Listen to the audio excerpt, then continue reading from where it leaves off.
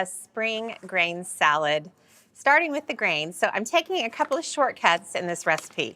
These are 2 microwavable pouches of grains, and this is really a great mixture of farro and quinoa and barley and millet and all of those good things. So then I've got some beautiful peas and then goat cheese. You could also do feta, whatever is your favorite or whatever you happen to have in the fridge.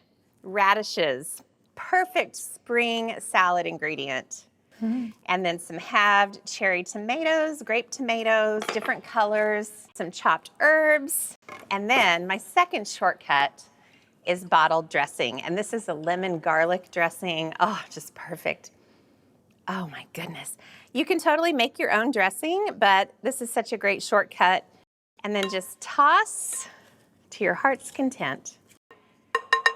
This is how I like to serve it. I have a big, beautiful bowl of arugula. And I'm just going to try to get it into a pile in the center of the arugula. I forgot to add the pine nuts to the salad. I figured you were going to do it on top. I am. That was my plan all along. Toasted pine nuts. To me, this is what spring is all about. And how easy was that? Such a triumph.